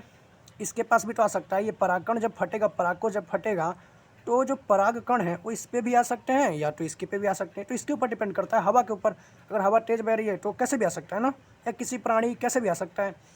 तो अगर ये परागकण अपने ही पुष्प के वर्तिकाग्र पे आ गया ना तो इसको हम लोग स्वपरागण कहते हैं। लेकिन जब ये परागकण जो है किसी दूसरे पुष्प के वर्तिकाग्र पे चला गया ना, अपने ही जाति के, तो उसी को हम लोग क्या कहते हैं, पर परागण कहते हैं। समझ में आ गया। तो बताओ ये परागकण है, ये उड़ के यहाँ आ रहा है तो क्या कहलाएगा, पर परागण, यहाँ लिखा हुआ है। अब यही परागकण उड़ के अपने बगल वाला जो है ना उसके उसी का पुष्प का वर्तिकाग्र वहाँ पहुँच गया तो क्या कहलाएगा, स्वपरागण। तो समझ में आ गया ना। तो अब हमको यही समझना है, स्वपरागण और पर परागण में क्या देखना है, अंतर देखना है। तो देख लेते हैं स्वपरागण और पर परागण में अंतर। ओके, ध्यान से समझते हैं। तो देखो सबसे पहले क्या मैं डेफिनेशन लिख सकता हूँ कि पुष्प के परागकण का उसी पुष्प के वर्तिकाग्र पर स्थानांतरित होने की क्रिया को हम लोग क्या कहते हैं, स्वपरागण। समझ में आ गया ना। और पुष्प का परागकण का अन्य पुष्प के वर्ती कागज पर स्थानांतरित हो जाने की क्रिया को हम लोग क्या कहते हैं? पर परागण कहते हैं। एक तो आपको समझ में आ गया होगा। अब ध्यान से समझो, आकृति में ले लेता हूं, इसमें से देख देख हम लोग बना समझेंगे। यह एक ही पौधों के पुष्पों के बीच होता है। सही बात है यार। ये कब होगा? अगर मैं इसको स्वपरागण करा रहा हूँ, यहाँ पे ध्यान दो, तो ये एक ही पुष्प के बीच हो रहा है कि नहीं हो रहा है? मैं ये लिखा हूँ ना कि यह एक ही पौधों के पुष्प के बीच होता है। तो ये एक ही ना पौधा का पुष्प था, तो स्वपरागण तो एक ही पौधों के बीच होगा। लेकिन पर परागण यह एक ही जाति के दो पौधों के क्या होता है? बीच होता है। तो देखो, ये एक ही जाति के दो पौधे हैं और दो पुष्पों के बीच हो रहा है कि नहीं हो रहा है? एक ही जाति के दो पुष्पों के बीच ही ना पर परागण होगा। स्वपरागण तो एक ही जाति के एक पुष्पों के बीच होता है। मतलब अगर मुझे पर परागण करना है तो दो पुष्प चाहिए। कितने चाहिए? दो। और स्वपरागण करने के लिए एक ही काफ़ी है। समझ में आ गया? तीसरा समझते हैं। इसके लिए पुष्प का द्विलिंगी होने की आवश्यकता है। इसके लिए पुष्प को द्विलिंगी होना आवश्यक है। द्विलिंगी का मतलब समझ में आता है कि नहीं आता है? स्त्री के साथ पुंग के साथ दोनों होंगे तभी ना स्वपरागण होगा यार। ध्यान दो, अगर ये रहेगा ही नहीं यहाँ पे तो कहाँ से स्त्री के साथ, मतलब ये स्वपरागण करेगा कहाँ? ये उड़ के इसको यहाँ जाना पड़ेगा और हो क्या जाएगा? पर परागण। लेकिन अगर ये चाहे कि इसको क्या करना है? स्वपरागण करना है, तो इसको द्विलिंगी बनना पड़ेगा। मतलब दोनों होने चाहिए, मेल फीमेल, तभी ना करेगा। तो लिखा हुआ है इसके लिए पुष्प का द्विलिंगी होना आवश्यक है। लेकिन इसके लिए पुष्प का द्विलिंगी होने की आवश्यकता नहीं है, क्योंकि भाई अगर ये द्विलिंगी है तभी भी स्व पर परागण कर सकता है। यहाँ से उड़ के यहाँ चला जाएगा, कर लेगा। लेकिन ऐसा जरूरी नहीं है कि द्विलिंगी हो। अगर ये एक लिंगी है तो भी तो उड़ के यहाँ पहुँच जाएगा, तभी भी पर परागण कर लेगा। समझ में आ गया? तो इसको द्विलिंगी होने की आवश्यकता होती है, जबकि इसको द्विलिंगी होने की आवश्यकता नहीं होती है। मतलब इसमें दोनों चाहिए तभी स्वपरागण होगा। लेकिन इसमें अगर कोई एक भी है तो पर परागण तो कैसे भी कर लेगा यार। या तो इस पर चला जाकर दूसरे से भी तो कर सकता है। समझ में आ गया? छोटा समझे। इसमें परागकण कम खर्च होते हैं। ध्यान दो यार, इस परागकण को स्वपरागण यही ना है। एक मिनट मैं लिख देता हूँ। ओके, स्वपरागण कब होगा? जब ये परागकण उड़ के इसी पुष्प के वर्ती कागर पे आ गया तो स्वपरागण होगा। तो ध्यान दो, इस परागकण को उड़ के ना यहीं पे आना है तो कम ही ना परागकण खर्च होंगे। पास में ही है, आ जाएंगे। लेकिन इसको उड़ के यहाँ जाना है तो कभी हवा या कम हवा है तो आधे परागकण तो ये यहाँ पे गिर जाएंगे, कुछ परागण यहाँ पे गिर जाएंगे और कुछ परागण फिर यहाँ पहुँचेंगे। समझ में आ रहा है? तो इसमें परागकण कैसे कम इसमें परागकण कम खर्च होंगे कि नहीं होंगे? होंगे। लेकिन पर परागण में जो परागकण होते हैं वो क्या होते हैं? अधिक खर्च होते हैं, क्योंकि इसको उड़ के यहाँ जाना रहेगा। तो समझ में आया? इसमें परागकण अधिक खर्च होते हैं जबकि इसमें परागकण कम खर्च होते हैं। ओके। पांचवा, इसके लिए पुष्प को बड़ा आकर्षक एवं मकरंद युक्त होने की आवश्यकता नहीं है। मतलब जो स्वपरागण वाले पुष्प होते हैं ना, स्वपरागण वाले पुष्प होते हैं, इसको बहुत खूबसूरत लाल पीला एकदम डिजाइन वाला अच्छा होने की आवश्यकता नहीं है। क्यों नहीं है? जबकि इसके लिए पुष्प का बड़ा आकर्षक मकरंद होने की आवश्यकता है। मतलब जो स्वपरागण करने वाले पुष्प होते हैं ना, उसको जरूरी अपना मेकअप करने की आवश्यकता नहीं है। लेकिन जो पर परागण वाले पुष्प होते हैं उसको अपना मेकअप करना पड़ता है। पता है क्यों? मान लो कि ये पुष्प है पर परागण वाला, ठीक है ना, इसको पर परागण करना है तो ये खूब सुंदर होगा, एकदम डिजाइन लाल पीला हरा दिखेगा, तभी ना भौरा इसके पास आएगा, बोलेगा वाह अच्छा फूल है, चलते हैं इसका रस चूसने के लिए। तो यहाँ पे आएगा कि नहीं आएगा? और जैसे ही भौरा बैठेगा उसके पैर में क्या चिपक जाएगा? परागकण चिपक जाएगा। फिर वो कुछ समय बाद अगर दूसरे पुष्प पे चला गया और उसी जाति का पुष्प है तो इसका परागण हो जाएगा। तो ये खूबसूरत होगा तभी ना पर परागण होगा। ध्यान दो, ये खूबसूरत बनेगा तभी ना पर परागण की प्रक्रिया हो पाएगी। तो पर परागण करने के लिए खूबसूरत होना जरूरी है, लेकिन स्वपरागण करने के लिए खूबसूरत होने की ज़रूरत नहीं है। क्यों भाई? अगर ये सुंदर, मान लो कि अब देखो ये पुष्प क्या कर रहे हैं, ये दोनों क्या कर रहे हैं? स्वपरागण कर रहे हैं। तो अगर ये खूबसूरत नहीं है परागकण, फिर भी ये परागकण खूबसूरत नहीं है, फिर भी स्वपरागण तो हो ही जाएगा। हवा आएगा, पानी आएगा, कुछ भी आएगा तो कम से कम परागकण यहाँ पे जाएगा कि नहीं जाएगा? चला जाएगा। भौरा आया नहीं, उससे कोई फर्क नहीं पड़ता है। समझ में आ गया? तो स्वपरागण तो हो जाएगा। लेकिन ये खूबसूरत अगर रहेगा तो क्या होगा? भौरा इसके पास आएगा और भौरा इसके पास आएगा तो उसके पैर में क्या चिपक जाएगा? परागकण चिपक जाएंगे। और जब वो भौरा दूसरे के पास उड़ के जाएगा तो क्या होगा? इसका परागण हो जाएगा। समझ में आ गया ना? तो इसको खूबसूरत कब होना चाहिए? जब ये जिसको पर परागण करना है उसको खूबसूरत बनना पड़ेगा, लेकिन जिसको स्वपरागण करना है उसको खूबसूरत बनने की आवश्यकता नहीं है। समझ में आ गया ना? तो इसके लिए पुष्प को बड़ा आकर्षक मकरंद युक्त होने की आवश्यकता नहीं है, लेकिन इसको रहना पड़ेगा तभी तो भौरा आएगा, नहीं आएगा तो खत्म कहानी इनका। समझ में आ गया? आगे, इसमें पौधे को परागकण के लिए अधिक ऊर्जा खर्च नहीं करनी पड़ती है, जबकि इसमें पौधे को परागण के लिए अधिक ऊर्जा खर्च करनी पड़ती है। अच्छा, इसको तो अपने परागण को लाल पीला हरा एकदम सुंदर बड़ा सा बनाने की तो आवश्यकता ही नहीं है। अब किसी को मुझे एकदम मस्त पेंट करके एकदम मेकअप लगाना है तो उसमें मुझे ज़्यादा मेहनत करना पड़ेगा, और जिसको मेहनत कुछ करना ही नहीं है, बस पाउडर पोत के भेज देना है उसको, तो उसमें कम मेहनत करना पड़ेगा। तो ये क्या होते हैं, ये तो स्वपरागण वाले होते हैं। तो स्वपरागण वाले को अपने परागण को ज़्यादा सुंदर बनाना रहता ही नहीं है, तो ये लोग अपने परागण में अधिक ऊर्जा खर्च नहीं करते हैं। जबकि इसको अपने परागण को कैसा बनाता है, सुंदर बनाना रहता है, तो उसमें मेकअप करते हैं लोग, अलग अलग कलर डालते हैं, तो बहुत मेहनत करना पड़ता है, तो इसमें अधिक ऊर्जा इन लोगों को खर्च करनी पड़ती है। एग्जाम्पल देख लो स्वपरागण वाले मटर गेहूँ चावल, जबकि इसमें देख लो पपीता और तरबूज, वही एक लिंगी वाले। ठीक है ना, आगे बढ़ें। तो फाइनली दोस्तों हम लोग यहाँ तक तो पढ़ लिए, हम लोग ने इस पूरे भाग को भी कंप्लीट कर लिया, इस पूरे भाग को भी कंप्लीट कर लिया। अब क्या पढ़ेंगे, मानव में प्रजनन, समझ में आया, और इसको हम लोग देखेंगे। ठीक है, एक और बात, ये जो मैं अभी आपको पढ़ाया ना, ये काफ़ी इंपॉर्टेंट है। मैं क्वेश्चन पेपर में आपको क्वेश्चन दिखा रहा हूँ किस प्रकार का क्वेश्चन आता है। देखिए क्वेश्चन नंबर तीसवा क्या है, पुष्पीय पौधों में परागण अर्थात क्या। तो आप समझा देना कि परागकण का वर्तिकाग्र पर जाना, ये क्या कहलाता है, पुष्प पौधों में परागण कहलाता है। स्वपरागण और पर परागण के बीच में भेद स्पष्ट कीजिए। भेद का मतलब क्या है, अंतर बताना है। पूरा तो बता दिया आपको, आराम से लिख लीजिएगा आप। अब आगे बढ़ते हैं। ठीक है, अब क्या पढ़ेंगे हम लोग, ये तो इसमें हम लोग पढ़ेंगे, देखो क्या लिखा है, मानव में प्रजनन, तो हमको पता है कि एक अवधि होगी, और किशोर अवस्था समझेंगे, और किशोर अवस्था में होने वाले परिवर्तन। देखो इसके जस्ट नीचे कौन सा क्वेश्चन पूछा हुआ है, यौना आरंभ के समय लड़कों में होने वाले परिवर्तन। तो हम सब में पढ़ लेंगे ना, लड़का लड़की सब में पढ़ेंगे। अब वो क्या पूछेगा हमको थोड़ी ना पता है, ठीक है ना, तो दोनों पढ़ लेंगे हम लोग। तो स्टार्ट करते हैं आगे, अब हम लोग इस पार्ट को पढ़ना शुरू करते हैं। ठीक है, तो देखिए दोस्तों, मानव में प्रजनन, अब हम लोग पुष्प में पूरा देख लिए कि कैसे वो लोग जनन करते हैं, फूल बीज कैसे बनाते हैं, सब समझ लिए। अब हम लोग अपने में भी समझ लेते हैं ना यार कि हम लोग कैसे जनन करते हैं। ओके, तो मानव में प्रजनन का एक बात तो पता चला कि तुम ना पूरा जीवन भर जनन नहीं कर सकते, एक फिक्स टाइम होगा जिसके बीच में तुम क्या कर सकते हो, जनन कर सकते हो। तो देखो सबसे पहले क्या आता है, किशोर अवस्था। तो हमारे जीवन की वह अवधि जब हम जनन हेतु सक्षम होते हैं ना, इस अवधि को हम लोग क्या कहते हैं, किशोर अवस्था कहते हैं। समझ में आया, मतलब जब हम जनन के लिए एकदम सक्षम हो जाएंगे, जनन करने की क्षमता हमारे में आ जाएगी, इस अवधि को हम लोग क्या कहते हैं, किशोर अवस्था कहते हैं। अब तुमसे सिंपल में मोस्ट इंपॉर्टेंट क्वेश्चन पूछा जाता है कि किशोर अवस्था के दौरान होने वाले परिवर्तन बताइए। तो तुम ऐसे लिखोगे, ध्यान दो, दोनों में होने वाले परिवर्तन, मतलब ऐसा परिवर्तन जो लड़का लड़की दोनों में होते हैं। क्या होता है, कांख व जांघ के पास गहरे बालों का आना आता है, त्वचा का तैलीय होना, हम लोग का जो त्वचा होता है वो तेल जैसा होने लगता है कि नहीं होने लगता है, यौनारंभ के समय होता है। त्वचा पर मुहासे निकलना, मुहासा भी निकल जाता है। तो ये क्या है, दोनों में होने वाले परिवर्तन। लड़कियों में होने वाले परिवर्तन क्या है, तो स्तनों के आकार में वृद्धि होना, रजोधर्म क्षमता का विकास होना। रजोधर्म क्षमता क्या है, जो पीरियड होता है ना, उसी को हम लोग क्या कहते हैं, रजोधर्म क्षमता कहते हैं। तो रजोधर्म क्षमता का विकास होना। आवाज़ का पतला होना, ध्यान दो, जो लड़की जितनी बड़ी होती जाती है ना, वो लोग चिल्लाते तो उन लोग का आवाज़ बहुत ज़्यादा जोर से आता है, तो उनका आवाज़ का पतला होना।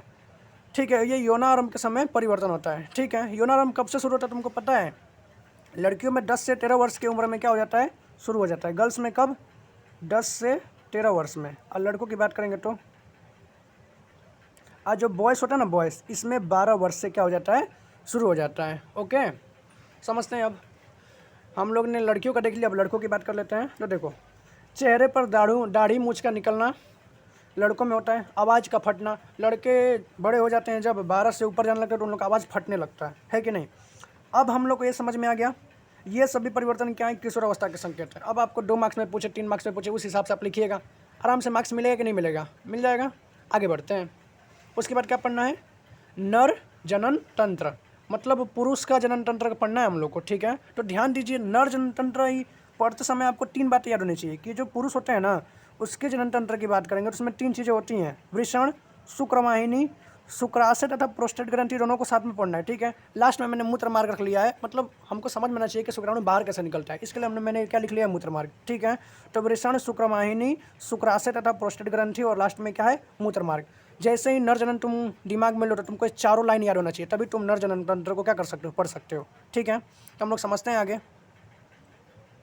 तो यहाँ देखिए, ये है नर जनन तंत्र, तो हमको इसी को समझना है। ओके, तो क्या लिखा हुआ है, वृषण, शुक्रवाहिनी, शुक्राशय तथा प्रोस्टेट ग्रंथि और मूत्र मार्ग। तो ध्यान दो, ये जो दिख रहा है ना, ये इसी को हम लोग क्या कहते हैं, वृषण कहते हैं। यहाँ लिखा हुआ है, आप देख सकते हैं क्या लिखा हुआ है, वृषण। तो पहले हम लोग इसको समझेंगे, हम लोग एक एक करके समझते हैं। देखो ये जो वृषण होता है ना, ये वाला वृषण, इसी में शुक्राणु का निर्माण होता है। ठीक है, नर जनक युग्मक क्या है? शुक्राणु है ना। मानव में नर जनक युग्मक क्या है? शुक्राणु। तो शुक्राणु का निर्माण कहाँ पे होता है? वृषण में होता है। अब एक बात तुमको ये नहीं समझ में आता है, ये हमारे शरीर के बाहर ही क्यों होता है यार? इसको शरीर के अंदर भी तो बना सकते थे। समझ में आया? तो होता क्या है पता है? जो शुक्राणु निर्माण होने की जो शुक्राणु निर्माण होने के लिए हमारे शरीर का जो टेम्परेचर चाहिए रहता है ना हमको, शुक्राणु निर्माण होने के लिए जो हमें टेम्परेचर, इसको कम टेम्परेचर की आवश्यकता होती है। शुक्राणु का निर्माण तभी होगा जब, देखो जो शुक्राणु है, पहले पढ़ लेते हैं। हमारे शरीर के अंदर का जो तापमान होता है वो अधिक होता है, परंतु शुक्राणु निर्माण हेतु कम तापमान की आवश्यकता होती है। समझ में आया? इसलिए इसको हम लोग क्या करते हैं? शरीर के बाहर रखते हैं। अगर ये शरीर के अंदर रहेगा ना तो शुक्राणु नहीं बनेगा। क्यों भाई? क्योंकि हमारे शरीर का तापमान क्या होता है? ज़्यादा होता है।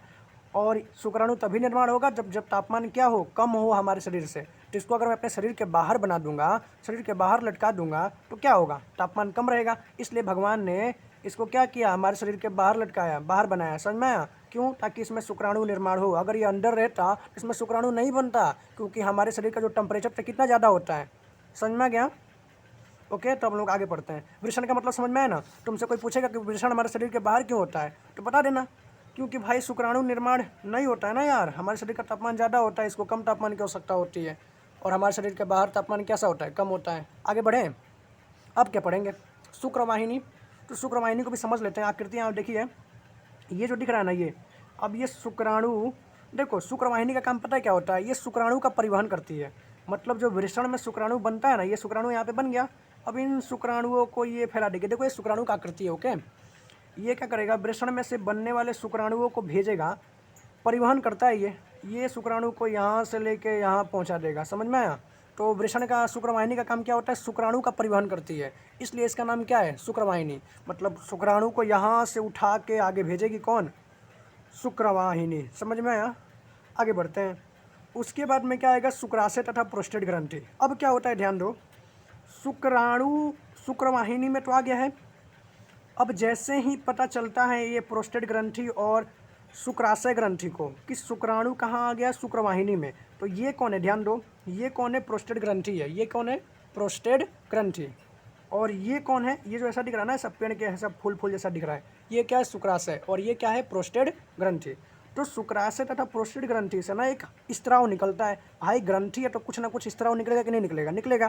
तो इनसे एक स्त्राव निकलता है, वो भी कहाँ जाता है? शुक्रवाहिनी में जाता है। इधर से कौन आ रहा था? शुक्राणु।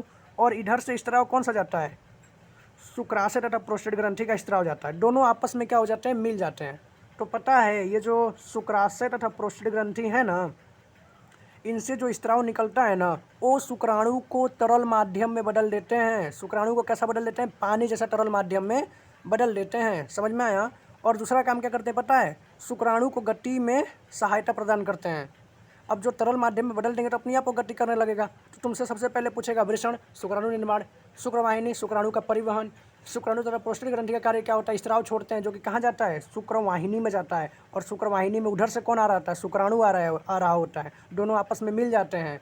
तो ये इसका काम क्या है? ये शुक्राणु को तरल माध्यम में बदल देता था, उसको गति प्रदान करता है। उसके बाद में जो शुक्राणु है ना, वो इधर से आते हुए इस मूत्र मार्ग से क्या हो जाता है? बाहर निकल जाता है। समझ में आ गया? तो यही बात मैं यहाँ लिखा हूँ, आपको समझा देता हूँ मैं। जो बात मैंने आपको वहाँ समझाया वही जस्ट बात यहाँ लिखा हुआ है। किस कारण हमारे शरीर का वो उसको छोड़ो। शुक्रवाहिनी, वृषण में बनने वाले शुक्राणु का परिवहन शुक्रवाहिनी द्वारा होता है। शुक्राशय तथा प्रोस्टेट ग्रंथि, इन दोनों ग्रंथियों से निकलने वाला स्त्राव शुक्रवाहिनी में मौजूद शुक्राणु से मिलता है। और ध्यान दो एक और बात, शुक्राणु तथा ग्रंथि का स्त्राव जब आपस में मिलता है तब क्या कहलाता है? वीर्य कहलाता है। समझ में आया? शुक्राणु तब तक शुक्राणु रहता है जब तक वो ग्रंथियों के स्त्राव से मिला नहीं होता है। जैसे ही शुक्राणु तथा प्रोस्टेट और जो शुक्राशय ग्रंथि का स्त्राव आपस में मिल जाता है उसको हम लोग क्या कहते हैं? वीर्य। मतलब इसके आगे जो शुक्राणु इसको मैं वीर्य बोलूँगा। समझ में आ गया? अब तुमसे सिंपल में पूछ लेगा शुक्राशय तथा प्रोस्टेट ग्रंथि का कार्य बताइए। तो शुक्राणु को तरल माध्यम में बदलने का कार्य करते हैं और शुक्राणु को स्थलांतरण में सहायता करते हैं, मतलब गति करने में सहायता करते हैं। अब लास्ट में मूत्र मार्ग, वीर्य। वीर्य मतलब समझ रहे हो ना? यही शुक्राणु और ग्रंथि आपस में मिलकर क्या बनेंगे? वीर्य। वीर्य सूत्र मार्ग, मूत्र मार्ग, हाँ, वीर्य मूत्र मार्ग द्वारा हमारे शरीर से बाहर निकल जाते हैं। तो आपको उम्मीद है कि ये जो पुरुष जनन तंत्र है, ये समझ में आ गया होगा। 4 ही बात तो याद रखना है। वृषण, शुक्रवाहिनी, शुक्राशय तथा प्रोस्टेट ग्रंथि क्या क्या काम करते हैं समझा दिया, और मूत्र मार्ग। ओके, तो आगे बढ़े हम लोग। अब क्या पढ़ेंगे, मादा जनन तंत्र पढ़ेंगे। ओके, इसमें समझेंगे हम लोग कि जुड़वा बच्चे कैसे होते हैं, सब समझ लेंगे। ओके, यहाँ ध्यान देते हैं, आकृति मैंने बनाया इस बार। देखिए क्या लिखा हुआ है, मादा जनन तंत्र। तो देखो पुरुष में हम लोग कितना याद किए थे, 4। एक तो बाहर निकलने के लिए हम लोग ने मूत्र मार्ग को याद कर लिया था, उसका कोई खास काम नहीं था, बस बाहर निकालने का भाग था, तो हम लोग ने मूत्र मार्ग लिख लिया था। इसमें भी चाहे तो मैं योनि लिख सकता हूँ, बट मैंने नहीं लिखा है, ठीक है, आप समझ लीजिएगा। मादा जनन तंत्र की बात करेंगे तो अंडाशय, अंडवाहिका, गर्भाशय। मादा जनन तंत्र में मोस्ट इंपॉर्टेंट 3 ही भाग होते हैं, अंडाशय, अंडवाहिका, गर्भाशय।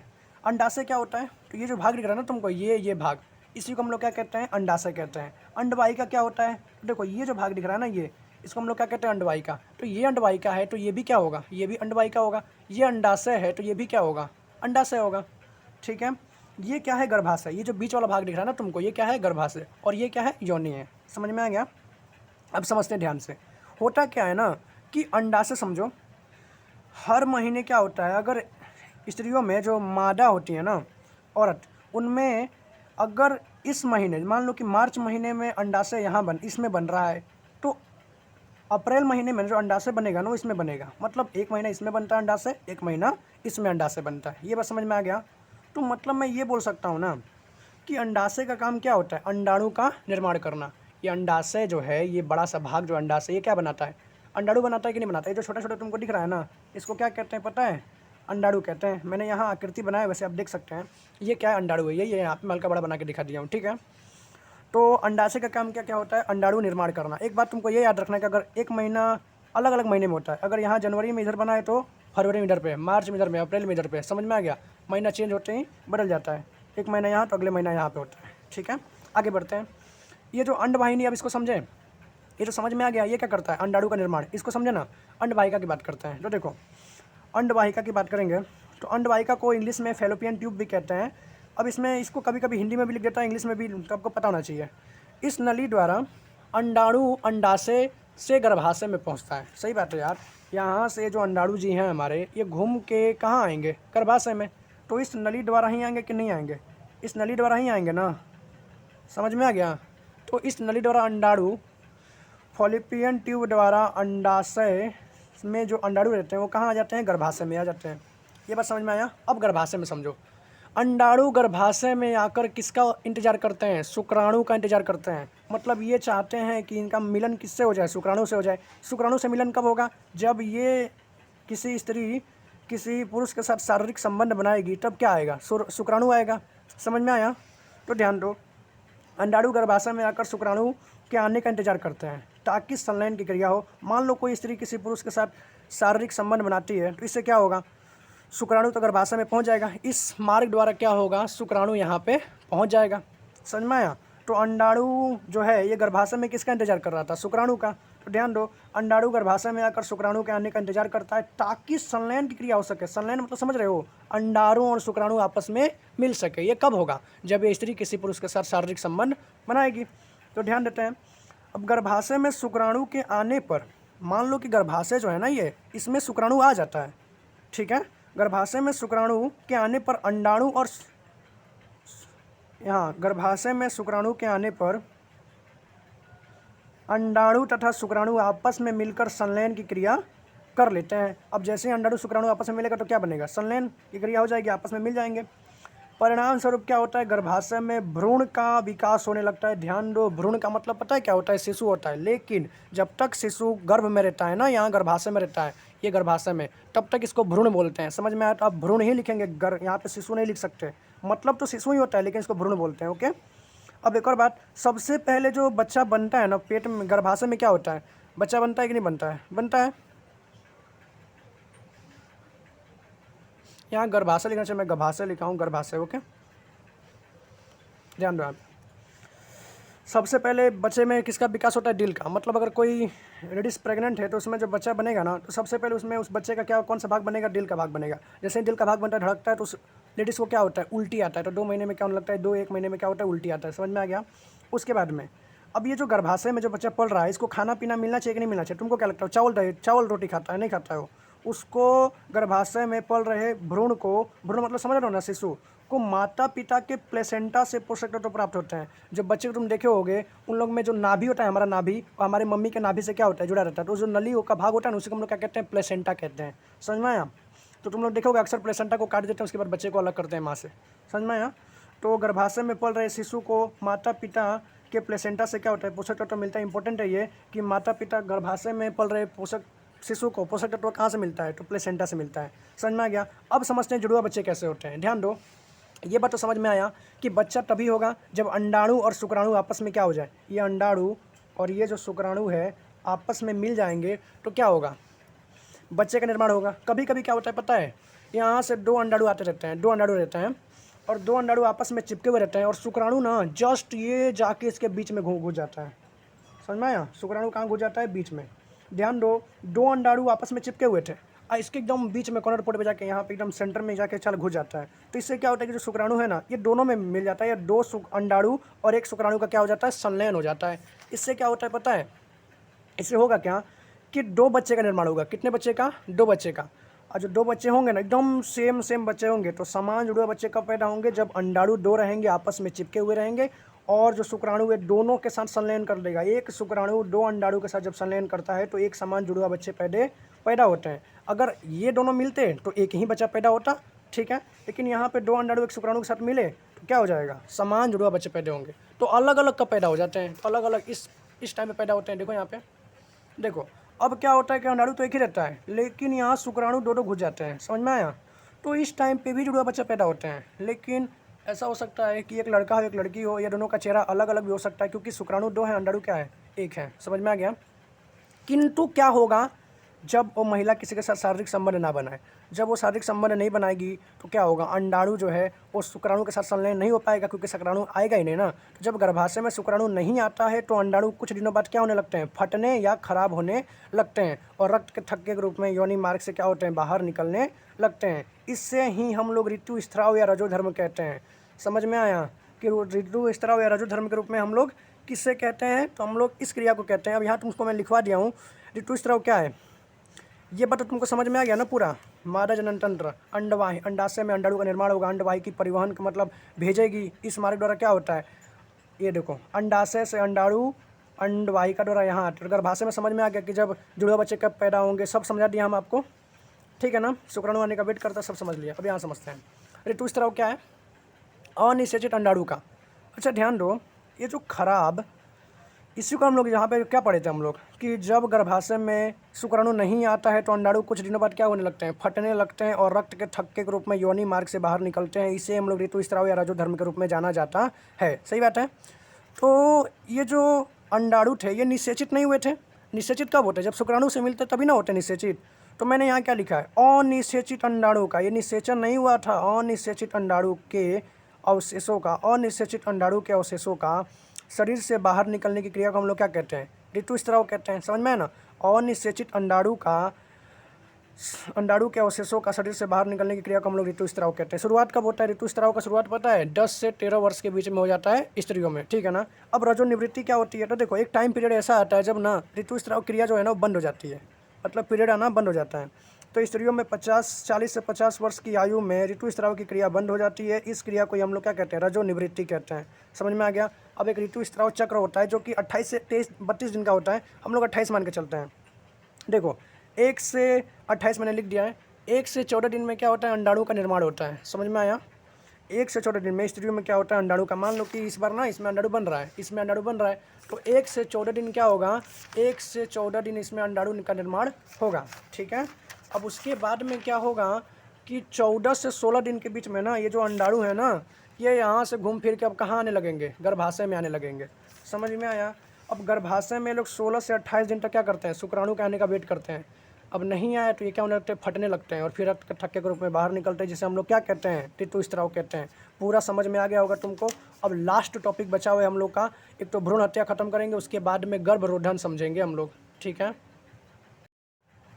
इसको पढ़ने से पहले एक क्वेश्चन पूछता हूँ आपसे, बताइएगा मुझे, निम्न में से कौन सा मानव में मादा जनन तंत्र का भाग नहीं है। अंडाशय है कि नहीं है, है। गर्भाशय है कि नहीं है, है। अंडवाहिका भी है, ये शुक्रवाहिका आ गया, शुक्रवाहिका या शुक्रवाहिनी तो पुरुष में है ना यार, ये कहाँ से आ गया, तो ये नहीं है, समझ में, इस पर आप टिक कर लीजिएगा। ओके, एक और क्वेश्चन था, दिखाते हैं अब आपको। देखिए एक बोर्ड का क्वेश्चन में क्या पूछा गया है, अलैंगिक प्रजनन पद्धतियों का नाम लिखें तथा अमीबा में द्विखंडन समझाइए। मतलब तुमको अलैंगिक प्रजनन पद्धतियों के नाम लिखने हैं, बताए थे ना 6 आपको, दिखाते हैं एक बार वापस से आपको, और फिर क्या करना है, अमीबा में द्विखंडन प्रक्रिया को समझाना। ये तो रहा, तो आपको ये रहा, ये जितने भी अलैंगिक जनन की पद्धतियाँ हैं ना, इसको समझाना है। फिर अमीबा में द्विखंडन की प्रक्रिया होती है, जो मैं एग्जांपल दिया ना, इसमें द्विखंडन की प्रक्रिया कैसे होती है आपको बताना है। ओके, अब हम लोग आगे पढ़ लेते हैं, अपने टॉपिक पे आ जाते हैं। तो हमको लास्ट में क्या पढ़ना है, भ्रूण हत्या पढ़ना है और फिर गर्भरोधन, ठीक है ना। तो भ्रूण हत्या सबसे पहले समझ लेते हैं। देखो क्या हुआ, जनन की प्रक्रिया हम लोग ने सब समझ लिया। जनन से हो क्या रहता पता है, जनन होने से 3 महीने में जब शिशु गर्भ में रहता है ना, तो 3 महीने के बाद ना तुम उसका वो देख सकते हो, अल्ट्रासाउंड के द्वारा ये पता कर सकते हो कि लड़का है कि लड़की है, ठीक है, पता चल जाता है। वैसे ये सब रोक है, ये सब हम लोग को नहीं पता करना चाहिए, किसी को भी नहीं पता करना चाहिए, सब एक समान होते हैं, ठीक है। भ्रूण हत्या की बात करते हैं, तो देखो क्या है, बच्चे का मतलब मैं गलत कह रहा हूँ, भ्रूण कहेंगे ना, क्योंकि गर्भाशय में जब तक रहता है बच्चा तब तक क्या रहता है, भ्रूण रहता है। तो भ्रूण को गर्भाशय में ही मार देना क्या कहलाता है, भ्रूण हत्या कहलाता है। समझ में आया, ऐसे लिख देना, बच्चे या भ्रूण को गर्भाशय में ही मार देना क्या कहलाता है, भ्रूण हत्या कहलाता है। समझ में आया, पेट के अंदर ही दवाई खा के मार देते हैं बच्चे को, देखते हैं कि लड़की होने वाली है ना, तो पता क्या करते हैं, दवा खा लेते हैं और वो बच्चा मर जाता है। ऐसा नहीं करना चाहिए। अब होता क्या है कि ऐसा होता ही क्यों है, मान लो कि कोई महिला पुरुष जो थे, उनका अभी नया नया शादी हुआ था, वो बच्चा नहीं चाहते थे, लेकिन उनका पता चला कि जो महिला वो प्रेग्नेंट हो गई है, तो वो बच्चा नहीं चाहती, तो क्या करेगी, ऐसे दवाइयों का यूज़ करेगी, जिससे क्या हो, उसका जो पेट में बच्चा पल रहा है ना, वो मर जाएगा। तो इसे हम लोग क्या कहेंगे, भ्रूण हत्या। तो अब इससे रोकने के लिए हम लोग कुछ उपाय खोजें, जिससे कि क्या हो, महिला प्रेग्नेंट ना हो। अगर वो नहीं चाहती कि मैं प्रेग्नेंट हूँ, तो नहीं, अगर उसको ये पसंद नहीं है, मतलब अभी उसको प्रेग्नेंट होने की इच्छा नहीं है, गर्भवती होने की इच्छा नहीं है, तो इस प्रक्रिया का यूज़ करके वो क्या कर सकती है, प्रेग्नेंट होने से या गर्भरोधन की प्रक्रिया को अपना सकती है। गर्भरोधन का मतलब ही होता है गर्भधारण को रोकना, ही क्या कहलाता है, गर्भरोधन कहलाता है। मतलब प्रेग्नेंट होने से बचना ही क्या कहलाता है, गर्भरोधन कहलाता है, ठीक है। ये गर्भधारण आपको समझ में आया ना, प्रेग्नेंट आपको समझ में आता है, ठीक है। गर्भरोधन के निम्नलिखित उपाय हैं। तुमसे देखो, ये मोस्ट इंपॉर्टेंट क्वेश्चन है, हर बार पूछा जाता है, इसको देख लेते हैं एक बार। पहले मैं दिखा देता हूँ आपको क्वेश्चन, ठीक है। देखिए क्या लिखा हुआ है, गर्भरोधन की विभिन्न विधियाँ कौन कौन सी है समझाइए। तो आपको यही समझाना है कि सबसे पहले गर्भरोधन के निम्नलिखित उपाय हैं, यांत्रिक अवरोध, रासायनिक तकनीक और शल्य क्रिया तकनीक, ठीक है। यांत्रिक अवरोध क्या होता है, इस प्रक्रिया में क्या किया जाता है पता है, कैसे ना कैसे करके शुक्राणु को अंडाणु तक पहुंचने ही नहीं दिया जाता है। मतलब कुछ ऐसा उपाय लगाया जाता है जिससे क्या हो कि शुक्राणु अंडाणु तक पहुंचे ही ना। इसमें क्या क्या यूज़ होता है, तो शीशन को ढकने वाला कॉन्डम का उपयोग होता है, समझ में आया। इससे क्या होगा कि जो शुक्राणु है ना, वो अंडाणु तक नहीं पहुँच पाता है, ठीक है। आपको ज़्यादा जानकारी होगा इसके बारे में, आगे बात करते हैं। योनि में रखे जाने वाला सर्वाइकल कैप, योनि में सर्वाइकल कैप रखने से भी क्या होता है पता है, शुक्राणु जो है ना, वो अंडाणु में नहीं पहुंच पाता है, समझ में आया। तो ये यांत्रिक अवरोध हो गया, जिससे क्या होगा कि सामने वाली जो महिला वो प्रेग्नेंट नहीं होने वाली है। ओके, आगे बात करते हैं। रासायनिक तकनीक क्या है, रासायनिक तकनीक में तुम ये काम कर सकते हो कि इस प्रक्रिया में रासायनिक तकनीक द्वारा, देखो इस प्रक्रिया में रासायनिक तकनीक द्वारा गर्भधारण को रोका जाता है। क्या किया जाता है पता है, जो मादा होती है ना, स्त्री, वो ऐसा कुछ दवा का उपयोग कर लेते हैं, जिससे क्या होता है कि उसमें अंडाणु का निर्माण ही नहीं होता है। तो मादा में अंडाणु का निर्माण न हो, ऐसी दवाइयों का उपयोग कर लेते हैं। दूसरा क्या करते हैं, मतलब ऐसे कुछ दवाइयाँ ही खा लेगी कि उसमें अंडाणु का निर्माण ही नहीं होगा, तो फिर शुक्राणु जाएगा तो मिलेगा किससे, उसी से मिलेगा ही नहीं, अंडाणु है ही नहीं तो मिलेगा कहाँ से। तो सामने वाली जो लेडीज है ये प्रेग्नेंट नहीं होगी, समझ में आ गया। लास्ट है, कॉपर टी को गर्भाशय में स्थापित किया जाता है। कॉपर टी भी रहता है, तांबे से बना हुआ रहता है, उसको भी गर्भाशय में स्थापित किया जाता है, ठीक है। आगे बात करते हैं। लास्ट है शल्य क्रिया तकनीक। इस प्रक्रिया को गर्भधारण की संभावना, इस प्रक्रिया में गर्भधारण की प्रक्रिया, ध्यान दो वापस से, इस प्रक्रिया में गर्भधारण की संभावना को समाप्त कर दिया जाता है। शल्य क्रिया तकनीक का मतलब समझ में आया, इतना खतरनाक तकनीक जिसके बाद में अगर तुम एक बार ये प्रक्रिया को यूज़ कर लिए ना, इसको रामबाण बोलते हैं, अगर एक बार यूज़ कर लिए ना तो बात ही खत्म, प्रेग्नेंट होने का झंझट ही खत्म, ऐसे मतलब समझ लो। इसमें क्या किया जाता है पता है, नसबंदी हो जाता है। अब 2 पुरुष हैं, एक पुरुष और महिला हैं, दोनों आपस में शारीरिक संबंध बनाते हैं, तो इस तरीके हो जाती है, प्रेग्नेंट हो जाती है कि नहीं। तो क्यों प्रेग्नेंट होती है, क्योंकि पुरुष का शुक्राणु अंडाणु से मिलता है, जिससे क्या हो जाता है, शुक्राणु मतलब सामने वाली जो लेडीज वो प्रेग्नेंट हो जाती है। तो हम क्या कर सकते हैं, नसबंदी करवा सकते हैं, किसका, पुरुष का। तो नसबंदी क्या होता है, तो उस पुरुष का जो शुक्राणु है कहाँ से आ रहा था, तुमको पता है ना, वृषण से शुक्राणु आ रहा था कि नहीं आ रहा था, आ रहा था। किस मार्ग द्वारा आ रहा था, शुक्रवाहिनी द्वारा। अगर मैं शुक्रवाहिनी को सील दूँ समझ में आया?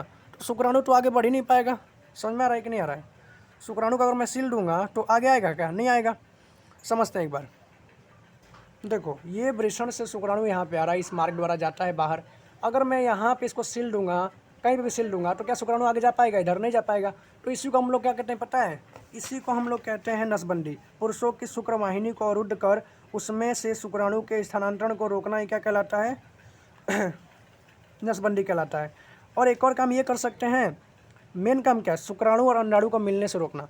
पुरुष का ही नसबंदी करना जरूरी नहीं है, अगर तुम चाहो तो नलबंदी करवा सकते हो, मतलब महिलाओं के अंडवाहिका को अवरुद्ध कर अंडाणुओं का स्थानांतरण को रोकना। देखो, ये महिला का अंडवाहिका है, अंडाणु इसमें से बह के यहाँ पे जाते हैं कि नहीं जाते हैं? जाते हैं। अगर मैं इसी को यहाँ पे सिल दूँ तो इसमें से अंडाणु आगे बढ़ ही नहीं पाएगा, और शुक्राणु आए उससे क्या फ़र्क पड़ता है? ये खोजेगा, अंडाणु मिलेगा ही नहीं इसको अंडाणु, तो क्या होगा? लेडीज़ जो है गर्भवती नहीं होगी। तो एक बात ध्यान रखना, इसको सिलना तो इसको भी सिलना। अगर तुम इसको सिल दिए, इसको भूल गए ना, तो इस बार तो नहीं होगा, अगले महीने इसमें बनेगा और फिर प्रेग्नेंट हो जाएंगे। समझ में आया? तो दोनों को सिलना रहता है, इसको भी ऑपरेशन कर देते हैं, इसको भी ऑपरेशन कर देते हैं। तो इसी को हम लोग बोलते हैं ट्यूबोकोटॉमी या नलबंदी। महिलाओं के अंडवाहिका को अवरुद्ध कर अंडाणुओं को स्थानांतरण को रोकना ही क्या कहलाता है? ट्यूबोकोटॉमी। तो दोस्तों, आप कमेंट बॉक्स में मुझे बताना कि आपको वीडियो कैसा लगा। ओके, मिलेंगे आपसे नेक्स्ट वीडियो में। दोस्तों, वीडियो देखने के लिए धन्यवाद।